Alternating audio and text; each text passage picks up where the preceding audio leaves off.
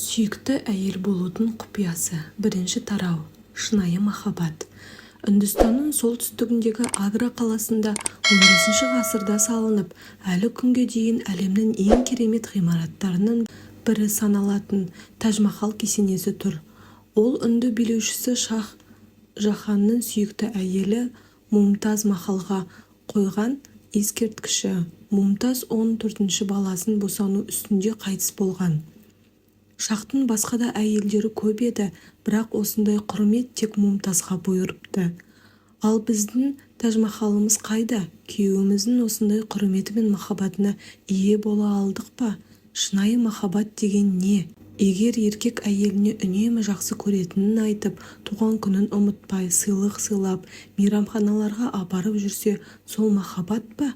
Ұдайы көңіл бөлінетін мақтауға тұрады, алайда ол нағыз махаббат емес. Жақсы күйеу шын сезімсіз де бұл айтылғандарды істей алады. Шынайы махаббат құштарлыққа, адал сезімге толы. Ер адам бар жан тәнімен жақсы көргенде, жаны әйелінің үстінде болады. Виктор Гюгоның махаббаты. Өмірде шын жақсы көрген әйелге деген шексіз махаббаты Виктор Гюгоның бір әңгімесінде былай көрініс табады. Жеке өз бақытым үшін өмір сүріп жүрмін бе? Жоқ, ол қарсы болса да менің осы өмірде жер басып жүргенім сол үшін ғана. Қайда барса да оның соңынан еру, өзімнің бар екенімді сездіру, оны барлық қауіп-қатерден қорғау менің міндетім. Вудро Вильсон.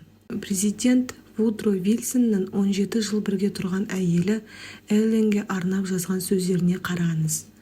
Өмірде барым үшін және маған нәсіп болған барлық нәрсе үшін саған қарыздармын. Егер отбасылық өмірде сенімен бақытты болмасам, қазіргі дәрежеге жетпеген болар едім. Сен қуаныштың қайнар көзісің. Жанымда сен барда маған ештеңе билік жүргізе алмайды. Ах, менің теңдессіз әйелім. Сені Құдай өзі сақтасын, әрі мейірімін төксін.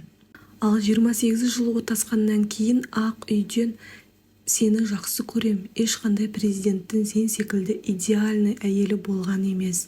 Жер бетіндегі барлық адамның ішіндегі ең бақыттысы мен шығармын деп жазған. Сендердің көпшілігінің күйеулеріңіз мұндай нәзік сезімге жоқ. Тіпті болған күйде де білдіре алмайды деп ойлауларыңыз мүмкін. Алайда олай емес. Әйел оята білсе, кез келген еркек нәзік, романтик бола алады. Әлде эгоистік пе? Егер сіз шынайы махаббатты қалау эгоистік деп ойласаңыз, қателесесіз. Мұндай махаббат ер адамның шын қуанышы. Ол оның өмірде жетістікке жетілуіне көмектеседі.